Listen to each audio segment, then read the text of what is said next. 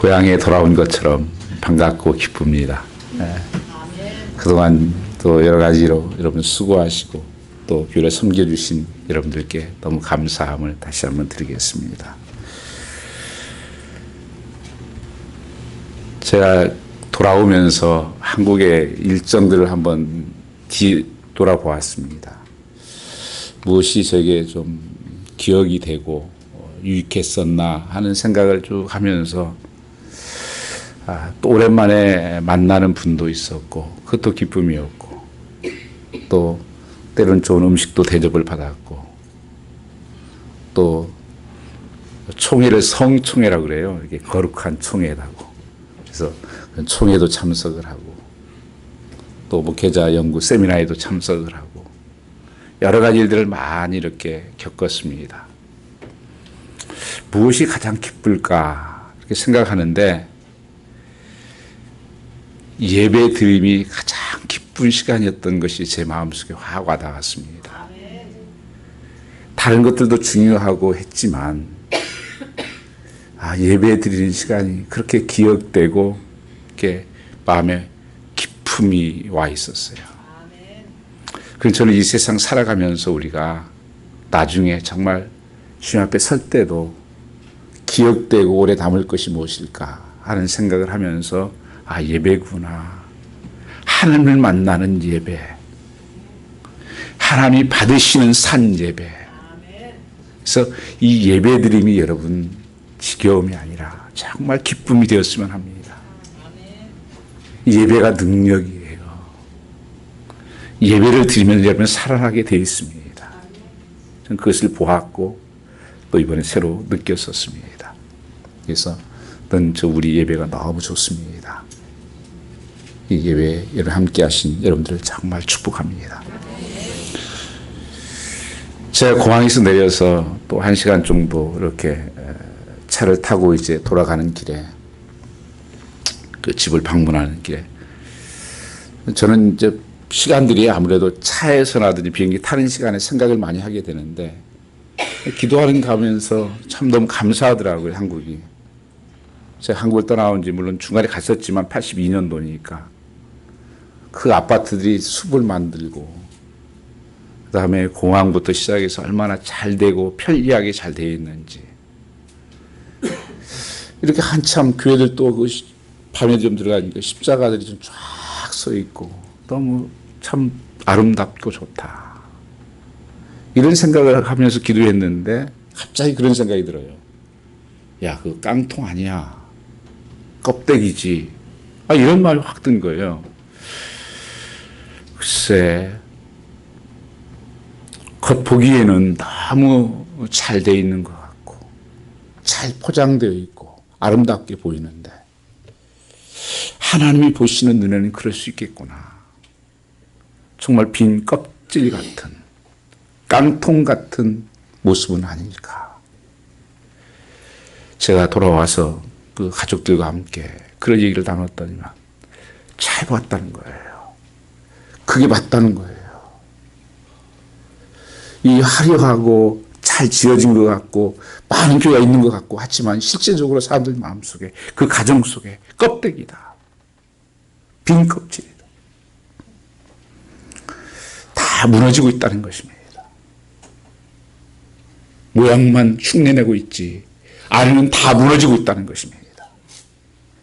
가정도 나라도 그 스몰 비즈니스도 가게들도 제대로 서 있는 곳이 없다는 거예요. 한국만 그럴까? 제가 한국에서 이렇게 이제 전철을 내려서 이렇게 오면 동네들마다 이렇게 골목에 음식점들이 많이 있어요. 그래서 어떻게 추출해서 좀 또 독특한 음식들이고 그래서 이렇게 굽여다 보면 좀 먹을 게 있나. 다 거기가 술안주더라고요. 음식이 아니라 먹는 음식이 아니라 뭐 치킨집도 술 먹는 걸로 위에 다 돼 있고 모든 게 다 이게 술안주감으로 이렇게 음식을 먹더라고요. 그래서 이게 아무나 들어가서 먹을 수 있는 것이 아니구나 하는 생각을 했었습니다. 우리 미국도 살아가면서 정말 세계 최강대국이라는 미국 아닙니까? 세계에서 가장 잘 사는 나라가 미국이에요. 실제적으로요. 그런데 보면 비어있는, 무너져 있는 그 모습을 볼 수밖에 없습니다. 교회들도 얼마나 참으로 하나님께서 기뻐하는 교회들이었는데 교회가 다 무너져 가고 있습니다. 학교가 얼마나 좋은 학교들입니까? 믿음에 세워졌던 학교들. 학교가 지금 거의 다 무너지고 있어요. 정부는 어떻습니까? 이제는 마음껏 복음을 전할 곳이 없고 사실이민 삶도 여러 가지 가정들이 다 무너져가고 마음 놓고 갈 수 있는 교회가 없고 무너져가는 시대를 살고 있다. 오늘 말씀에 보면 이 무너진 곳을 역사의 사건에서 보면 이 기도로 이 무너진 것을 수축하고 이루었던 것을 알 수가 있습니다. 영국이 무너질 때도 전쟁의 위험에 처했을 때도 그들이 정말 기도의 날을 정하고 기도함으로 그 날을 세웠다고 하는 기록들이 많이 나와 있습니다. 한국도 정말 그 6.25 때 무너져가는 거의 다 뺏기는 나라에서 정말 기도하고 믿음의 사람들을 통해서 한국도 세워졌다는 것을 거의 긍정적으로 보는 것입니다. 오늘 이 시대에도 하나님은 무너진 것을 무엇으로 세울 수가 있는가? 오늘 느헤미야서의 말씀을 보시면 역사를 바꾸는 기도라고 하는 것을 볼 수가 있습니다. 이 기도의 사건을 통해서 역사를 바꾸는 사건이 오늘 본문에 기록되고 있습니다. 이 느헤미야는 주전 445년, 444년경에 아닥사스 왕 때 있었던 이 포로 잡혀왔던 3세가 되는 느헤미야가 있습니다. 이 이름이라는 것은 하나님의 이로자라는 뜻을 가지고 있습니다. 나름대로 성공적인 삶을 살고 있었습니다. 왜냐하면 술관원 장이라고 하는 비서실장 같은 역할을 하고 있었습니다. 이때 많은 사람들은 왕을 죽이려고는 암살하려고 하는 의도가 많기 때문에 특별히 음식을 먼저 왕이 먹기 전에 먼저 테스트를 해보는 것이 우리 한국에도 그랬습니다. 가장 왕하고 가까이 지내고 왕이 신뢰할 수 있는 사람만이 할 수 있는 자리예요.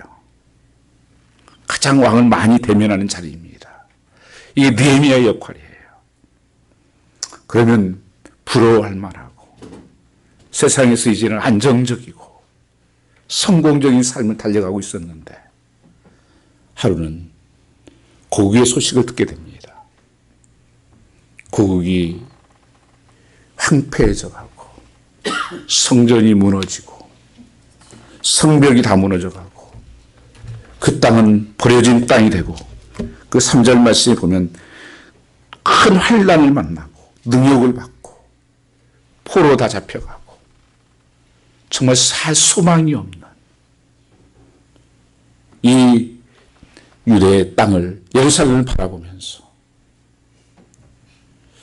느헤미야는 거룩한 부담을 갖기 시작합니다. 3세 정도면 뭐 고국이 어떻게 되는 거, 뭐 성전이 무너진 거 뭐 그렇게 중요할까? 여기서 나 살기도 지금 힘든데 지금 이 시대가 전부 다 이 미제네레이션입니다. 나 중심, 나밖에 모르는 시대에 살고 있습니다. 근데 느헤미야는 그 소식을 듣고 수일 동안 금식을 하면서 울면서 하나님 앞에 기도하고 있는 모습으로 시작하고 있는 것을 알 수가 있습니다. 여러분 삶에 무너진 성벽, 무너진 가정, 무너진 이 시대 교회, 무너진 관계들 어떻게 할 겁니까? 우리의 힘으로는 할 수가 없고 무엇을 바꿀 수 있는 능력이 없고 느헤미야는 울었다고 말씀합니다. 요즘은 눈물이 다 말라버렸어요. 눈물이 없습니다. 자기 자신을 위해서 우는 것도 없습니다. 그뿐 아니라 이웃의 아픔을, 나라의 그 아픔, 교회의 아픔들을 가지고 그 고통을 가지고 우는 사람이 누가 있습니까? 눈물이 말랐어요. 그는 앉아서 울고 수일 동안 슬퍼하며 하나님 앞에 금식하며 기도했다.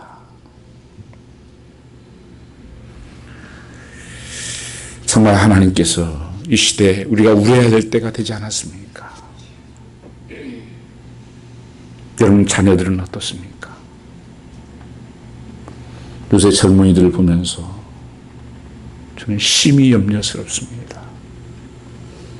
마지막 때에 주님께서 노아의 때와 같다 말씀하시면서 먹고 마시고 시집가고 장가가고 이것이 마지막 때의 모습이다. 왜 그럴까요? 관심이 그것밖에 없다는 거예요. 시대가. 뭘 먹냐, 뭘 마시냐, 뭘 입냐, 누구 만나냐, 누구 결혼하냐. 온통 관심이 초점이 그거예요. 정말이요. 애들 어디 가? 결혼식 하러 가지. 어디 친구 만나러 가. 뭐하러 밥 먹으러. 삶이 온통 거기에 묶여 있어요. 분명히 성경은 그것은 마지막 때라고 말씀하고 있습니다. 그래서 찾을 길이 없습니다. 가정은 어떻습니까? 요새 다 그렇잖아요. 마지못해 산다. 교회는 어떻습니까? 이 나라 꼴은 어떻습니까? 학교는 어떻습니까? 학생들, 대학생들 말 들어보세요. 주말에 자기 기숙사 있을 수가 없대요. 방 비워달라고 그래가지고. 친구 온다고. 남자친구 오고 여자친구 온다고. 여러분, 정말 지금 무너지고 있는 마지막 때예요. 이를 위해서 누가 울어야 됩니까? 누가 이것을 다시 회복시켜야 되겠습니까? 느헤미야는 이 하나님의 거룩한 부담을 가지고 하나님 앞에 수일 동안 울면서 하나님 앞에 기도하기 시작합니다. 어떤 하나님께 기도할까요? 그는 크신 하나님께 기도했다고 말씀하고 있습니다. 여러분 살아가면서 정말 하나님이 크신 하나님인 것을 믿으십니까? 전능하신 하나님이요, 올마이트가 하십니다. 파워풀하신 분이에요. 온 우주를 창조하시고 지금도 역사를 운행하시고 계시는 분이라는 것입니다. 그 모든 역사를 바꿀 수 있는 분이 하나님이에요. 모든 것이 하나님 손 안에 있다고 성경은 분명히 말씀하고 있습니다. 그래서 니에멘 구레이카, 오전의 말씀을 보시면 하나님은 크고 두려우신 하나님이요, 그렇게 기도하고 있습니다. 여러분이 믿는 하나님은 어떤 하나님이십니까?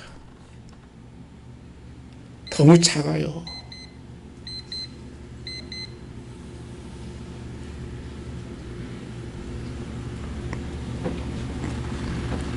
제가 시간을 세팅해 놨는데 벌써 10분밖에 안 한 것 같은데 12시가 됐습니까?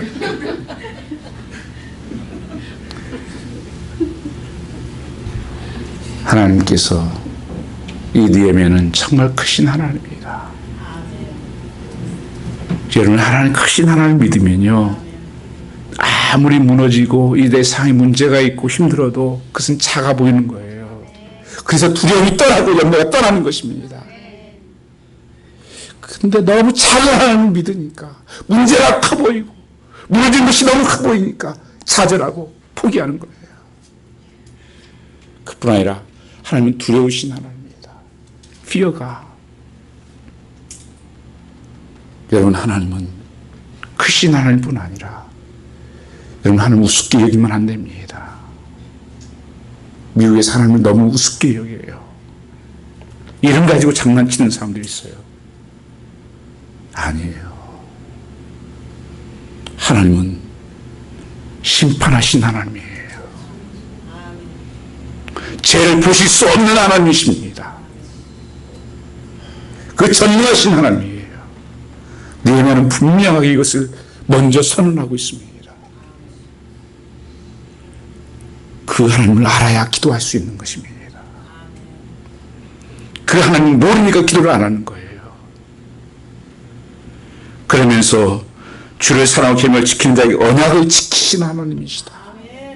약속을 이루시는 하나님이라고 말씀하고 있는 것입니다. 그를 불쌍히 여기시는 하나님입니다. 정말 여러분이 믿는 하나님이 이런 하나님 되시기를 주님으로 축원합니다. 그분 하나님은 전능하시고 크신 하나님이요, 정말 그 하나님은 두려우신 하나님이요, 그 하나님 약속을 이루신 하나님이요, 나를 불쌍히 여기시는 내 아픔과 내 고통과 연약함을 함께 당하시고 아신 하나님이라는 것을 말씀하고 있는 것입니다. 그냥 예면치 않는다는 거예요. 이 무너진 것을 보고 하나님께서 예면치 않는 하나님입니다. 하나님은 지금도 이 하나님을 믿고 기도하는 사람을 찾고 있다고 하는 것을 말씀하고 있습니다.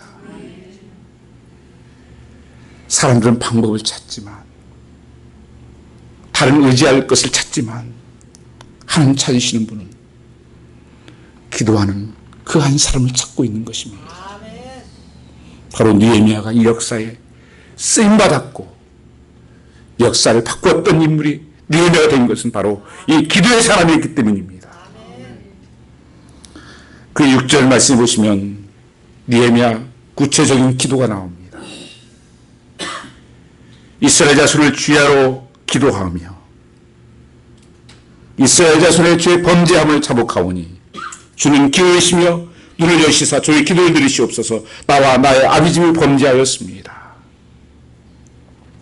성경에 614가지의 율법이 있습니다. 365가지는 하지 말라고 하는 계명입니다. 248개는 하라는 계명이에요. 우리는 어떤 계명을 말씀할 때 우리는 안 하면 되는 것을 생각하지만 하라고 하는 것을 안 하는 것이 큰 죄에 당한다는 것도 성경이 분명히 말씀하고 있습니다. 그 중에 하나가 뭐라고 말씀하고 있습니까? 이스라엘 자손을 위해서 주야로 그는 기도하였다고 말씀하고 있습니다. 사무엘 선지에게 기도 쉬는 것이 죄라고 하는 것을 말씀했습니다. 여러분, 기도를 하지 않고 쉬고 있는 것이 죄라고 하는 것을 분명히 성경은 말씀하는 것입니다. 그래서 이 느헤미야는 주야로 내가 기도하며 누구를 위해서? 이스라엘 자손들을 위해서, 이스라엘 백성들을 위해서, 무너진 것을 위해서 내가 기도하고 있습니다. 하나님 불쌍히 여겨주십시오. 그러면서 범죄함을 자복합니다. 주 앞에 범죄함을 자복합니다. 기도는요, 가장 중요한 기도는 회개의 기도예요. 요새 사람들이 회개를 모릅니다. 조금 죄지저에서 지적되고 자기에 마땅치 않으면 공격을 하는 거예요.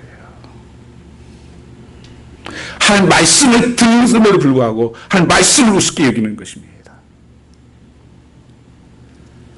하나님이 기도에 응답되지 않는 것은 하나님과 나 사이에 죄가 있어서 하나님 응답되지 않는다고 성경은 약속하고 있습니다. 시편 60편 18절 말씀에도 우리가 제약을 보면 주께서 듣지 않는다고 말씀하고 있는 것입니다. 하나님 언약을 이루지 못하는 것은, 약속이 이루어지지 않는 것은 너의 범죄함 때문이다. 그래서 항상 사도행전 말씀에도 베드로가 설교를 할 때 우리가 예수를 십자가에 못 박았다. 그들이 그 고백을 할 때 베드로가 이렇게 고백을 했습니다. 우리가 어찌할까? 어찌할까? 어떻게 해야 되겠습니까? 물었을 때 회개하고 예수를 믿어라. 회개하고 예수를 믿어라. 주 예수를 믿어라. 왜 안 믿어집니까? 제가 말해서 안 믿어지는 거예요. 회개하고 믿어라. 정말 이 시대는요, 나 자신에 대해서는 잘 못 봅니다. 그래서 해결가 안 돼요. 니에미야 오늘 말씀을 보시면서 저는 가장 놀라운 고백의 기도예요. 나의 아비의 집과 나의 죄를 용서해 주십시오. 니에미야가 무슨 죄를 그렇게 많이 지었겠어요? 지금 3세인데 그 나라에 가서 오늘 포로에 잡혀내서 억울한데 하나님 우리 아비 집이 범죄를 했습니다. 내가 범죄를 해서 이렇게 된 것입니다. 그 땅이 황폐되고 성벽이 무너지고 한 것은 내가 기도하지 못하고 내가 깨어있지 못하고 내가 사명 감당하지 못해서 그렇습니다. 이게 니에미야의 기도의 본질이에요. 여러분, 나의 기도는 어떤 기도가 될까? 그 시작은 먼저 나부터입니다. 여러분, 자녀들이 누구 때문이라고요? 저놈의 자식 때문입니까? 나예요. 요나가 별로 전 좋아하는 선지자는 아니었습니다. 나중에 요나를 좀 좋아했던 계기가 있었어요. 요나서 1장 12절인가의 말씀을 보시면 요나가 1장 12절에 그런 고백을 하잖아요. 하나님이 가라고 그러는데 안 가고 엉뚱으로 도망가다가 풍랑을 하나님께서 허락해가지고 배가 다 깨질 판입니다. 그래서 선원들이 다 물건을 다 집어던지고 바다에다가. 그래서 왜 이러냐 이렇게. 무슨 누구 때문에 그러냐 이거. 그 제일 부분이니까 이 요나가 걸렸어요. 그 자기는 꼭 자기 죄 아닌 것 같이 그걸 자고 있어요. 배 밑에 가가지고. 깨워서 당신 무슨 일입니까? 그 요나가 그런 고백을 하거든요. 나를 바다에 던지십시오. 내가 이 폭망을 만난 것은 내 죄의 연고입니다. 내가 하나님 말씀에 불순종해서 이 배에 영향을 온 것입니다. 저는 그 느헤미야 그 고백 때문에 저는 느헤미야를 상당히 좋아하게 됐어요. 그거 쉽지 않습니다. 그거 다 아니다고 할 수 있죠. 요새 얼마나 사람들이 다 아니다고 그러는데요. 다 저 인간 때문에 그렇지. 나는 아니라고. 느헤미야는, 이 요나는, 요나, 나 때문입니다. 느헤미야도 하나님 나 때문입니다. 우리 아이 가족 때문에 그리고 우리 아비지 때문에 그렇습니다. 하나님 용서해 주십시오. 하나님이 감동하지 않겠습니까? 자, 사도 바울이 내가 죄인 중에 개수입니다.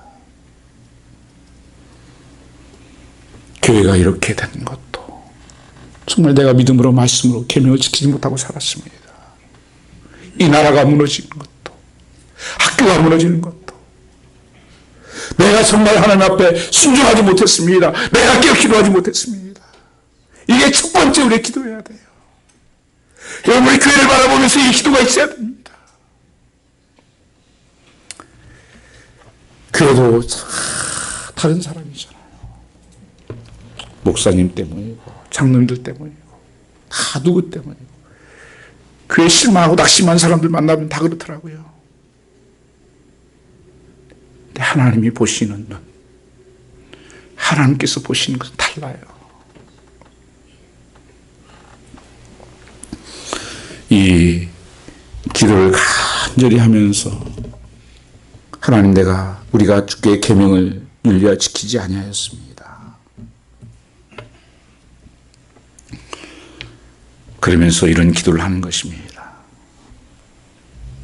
주여 구하오니 귀를 기울이사 종의 기도와 주의 이름을 경외하기를 기뻐하는 종들의 기도를 들으시고, 이 기도를 하나님 기뻐하신다는 거예요. 그러니 하나님 응답해 주십시오. 하나님이 꼼짝을 못해요. 하나님께서 약속하셨으니까 하나님도 이렇게 말씀하셨거든요. 너희가 범죄하면 8절에 너희가 흩을 것이요. 그러나 만일 내게로 돌아와서 내 계명을 지켜 행하면 내 쫓긴 자 할 것도 있을지라도 거기서부터 내가 모아드리리라. 용서와 하나님께서 축복하시리라. 그러니까 주여 주의 이름을 경외하는 기뻐하는 저의 기도를 들어주십시오. 이게 담대한 기도예요. 하나님 응답하실 수밖에 없는 기도예요. 하나님 응답 안 된다고 여러분 그럴 때 많으시죠. 그리고 기도를 스탑해버리고. 저는 짧은 목회 기간 통해서도 저는 분명하게 확신할 수 있습니다. 기도한 것 하나님의 하나도 빠짐없이 다 응답해 주셨다. 그건 성경의 약속이고 우리의 현실 여러분 삶 속에서 고백일 것입니다. 만일 이거 안 됐으면요 성경은 사기예요. 예수님이 하나님의 아들이라고요? 사기죠.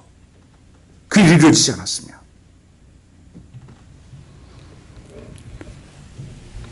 오늘 말씀 보시면 오늘날 종으로 형통하여 이 사람 앞에서 은혜를 잊게 하옵소서 하였더니 그때 내가 왕의 술관원이 되었느니라. 그때는 언제냐면 이 2장 1절 말씀 보면 20년 니산월이 나옵니다. 1절에는 기스월이에요. 이게 4개월 차이입니다. 4개월 동안 계속 하나님 앞에 금식하면서 기도하면서 차이전을 회복하면서 기도한 거예요. 일을 감당케 해달라고. 역사적인 일을 이루게 해달라고. 여러분 기도는 응답될 때까지 하시는 거예요. 그 약속은 분명히 이루어집니다. 하나님께서 언약을 지키신 하나님. 그래서 느헤미야가 하루 왕 앞에 나가게 됩니다. 왕 앞에 나갔는데 이 얼굴에 근심빛이 있는 거예요. 그 왕이 그걸 보고 웃습니다. 너 보니까 왜 얼굴이 이렇게 얼굴 안 좋냐 빛이. 이 느헤미야가 떨어요. 두려워가지고. 이 왕 앞에 그런 얼굴로 나가면 그때 당시 죽었습니다. 감히 왕 앞에 근심된 얼굴로 나가고 걱정 근심 나가면 죽어요. 근데 느헤미야가 잠깐 기도를 묵상합니다. 이건 참 이게 멋져요.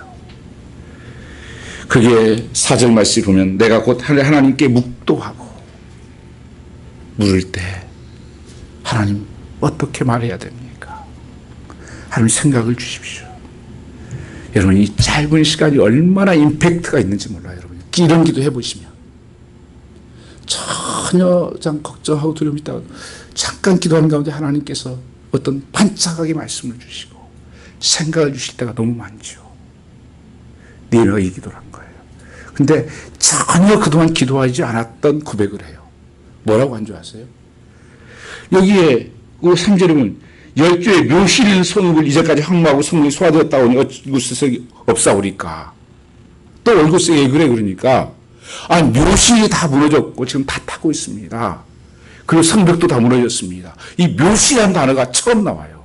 앞에 그런 기도 하지 않았어요. 왜 그런가? 이때 당시 바벨론에서는요 조상의 묘를 모시는 것을 가장 중요한 것으로 여겼습니다. 그걸 항상 높이 올렸어요. 그게 가장 중요한 일이었는데 느헤미야가 기도하는 가운데서 바로 그것을 들고 나오는 거예요. 지금 묘실이 다 무너졌습니다. 왕도 그러니까 그래? 그러면 안 되지. 그러면서 뒤에 것을 갖다 붙여요. 왕의 문이 열린 거예요. 하나님이 열으신 것입니다. 하나님 응답하시는 거예요. 느헤미야는 이 기도를 하면서 왕을 가장 가까이 만날 수 있는 사람입니다. 그리고 일을 하려면 왕이 허락 없이는 이뤄갈 수가 없는 일이에요. 그렇다면 우리 같으면 왕에게 먼저 찾아갔을 것 같아요. 왕이 이거 좀 도와주십시오. 왕은 하실 수 있는 분입니다. 느헤미야는 한 번도 왕 앞에 가지 않아요. 수없이 왕을 그동안 만났으면서도 하나님께 맡기고 하나님만 붙들고 있었던 것입니다. 기도를 붙으면 삽니다, 여러분. 이 느헤미야가 기회가 온 거예요. 그걸 만들었겠어요. 그리고 느헤미야에 보면 그 아내가 묻습니다. 왕의 아내가, 왕비가 언제 돌아올 거야? 언제까지 내가 돌아오겠습니다. 뭐가 필요해? 예. 그 문을 들어갈 수 있도록 조서를 내려서 통과증을 내게 주게 해주십시오. 또 뭐? 예. 아삽에게 좀 통과해서 그 목재를 담당하는 분에게 해가지고 좀 나무를 가지고 와서 거기를 건축하게 해주십시오. 아니, 잠깐 기도하고 얘기하는데 줄줄 지나. 아니, 어떻게 날짜를 갑자기 생각하겠어요? 언제 성도가 재건하고 언제 올지를 어떻게 알아요? 기도하면서 수없이 그런 기도하면서 하나님 앞에 확 찍는 거예요. 언제쯤 될까요, 하나님? 이때쯤 될 수 있겠다. 그리고 뭐가 필요하지? 나가려면 이 총독이 문을, 패스보드 같은 걸 열어줘야 되겠구나. 나무가 필요하다. 술술술 다 계획된 것을 이루는 거예요. 기도만 한 것이 아니라 그것을 계획된 것을 그대로 얘기하는 것입니다. 이게 기도의 능력이에요. 앉아서 기도만 하는 게 아니에요. 기도하면서 하나님 구체적으로 하나님 앞에 하나씩 하나씩 그의 장래와 그의 비전과 꿈과 그것을 나누고 있는 것입니다. 그래서 하나님께서 허락하셔서 형통케 되었다고 말씀합니다. 하나님께 이루셨다. 그런데 그냥 막 이루어지면 얼마나 좋을까요? 이 도비앗 같은 이름도 무시한 산더미앗 같은 이런 총독들이 나타나서 방해를 합니다. 여러분, 하나님이 주신 약속이고 또 하나님께서 기뻐하신 일임에도 불구하고 그를 이루어가는 일에 꼭 기억해야 될 것이 있습니다. 장애입니다. 장애물이 있습니다. 이게 복이에요. 삶의 여러분 환경에 어려움 만나면 포기하려고 하는 뜻이 아닌가? 왜 이런 하나님에게 고난을 주시지? 하나님 말씀대로 살려고 하는데 왜 역경이 오지? 사단에 속지 마십시오. 하나님 말씀대로 순종하는 일에 꼭 이 역경과 이 방대와 또한 장애물이 있다는 사실을 기억하십시오. 이게 복입니다. 더 하나님 앞에 가까이 가고 더 하나님 믿음이 확증되고 믿음이 커가고 이걸 통해서 하나님께서 하나님의 사람을 만들어가는 과정이기 때문에 그래요. 응답보다 더 중요한 것은 이 과정이에요. 그래서 우리 속에 그런 고난과 그런 막히는 것이 있는 거예요. 넌덜레이스를 내보기 입어. 하나님의 기뻐하시는 일을 할 때 이 장애물을 꼭 넘어가시기를 주님으로 축원합니다. 그리고 정말 52일 만에 성벽이 완성되었습니다. 여러분, 하나님께서 이 시대에 가장 무너진 것이 무엇일까? 하나님 가장 기뻐하는 것이 무엇이라고 생각하십니까? 복음을 증거하는 거예요. 그의 사명은 거기에 있습니다. 하나님 가장 기뻐하시는 일은 근데 가장 안 하는 일이 복음 전하는 일입니다. 한 영혼을 천하보다 귀히 여기시고 99마리 양보다 한 마리 양을 귀하게 여기시는 게 하나님이에요. 내가 온 것은 의를 부른 것이 아니라 죄인을 부르러 왔노라. 우리는 10월 27일 이 생명을 감당하기로 원합니다. 무너져 있는 영혼들, 소망이 없는 영혼들, 구원받아야 될 영혼들, 여러분의 가족에서, 여러분 이웃들, 여러분의 가족들, 형제들, 직장인, 한 영혼 한 영혼을 지금 찾고 계십니다. 여러분을 통해서 찾고 계시는 거예요. 나만 아는 그분들이 있잖아요. 그게 사명이에요. 그게 비전이고 이것을 위해서 여러분 의해야 되고 이것을 위해서 하나님을 금식하고 하나님 내가 아직까지 복음을 전하지 못했습니다. 하나님 나라에 갔을 때 기억해야 될 리스트가 있지 않겠어요? 로마서 16장 말씀에 보면 사도 바울이 가장 마지막 장에 자기를 위해서 함께 사역했던 동역자들과 자기가 처음 전도했던 사람들의 이름을 나열합니다. 그리고 그들을 기억해달라고. 여러분 삶 속에서도 가장 남는 게 뭐겠습니까? 아까 예배라고 했지만 정말 하나님 나라에서 가장 기억되는 것은 한 영혼을 구원한 그 이름일 것입니다. 나를 통해서 그 영혼이 구원받은 것. 그것만 지금 큰 일이 어디 있겠습니까? 영화 신들레스의 리스트라는 영화가 있습니다. 그 영화 보면 그 흑백 영화인데 발가벗고 막 나오는 영화예요. 그 포로 잡혀가가지고 그 사람이 돈을 주고 사요. 사람들을 구해내는데 나중에 그런 고백을 하더라고요. 시계를 보여주면서 이 시계를 팔았으면 몇 명을 더 구했을 텐데, 내 반지를 팔았으면 몇 사람을 더 구했을 수 있었을 텐데, 그게 가장 아쉽다. 여러분, 인생은 짧습니다. 우리는 하나님 앞에 다 가야 되고 분명히 지옥과 천국은 있습니다. 한 영혼이 구원받는 것, 이 일에 내가 참여한 것만치 복된 일이 없어요. 여러분, 무너진 영혼들, 깨어진 가정들, 그 영혼을 살리는 이 일에 여러분이 함께하는, 기도로 동참하는 또 여러분의 삶이 되시기를 주님으로 축원합니다. 우리 같이 찬양했으면 하겠습니다.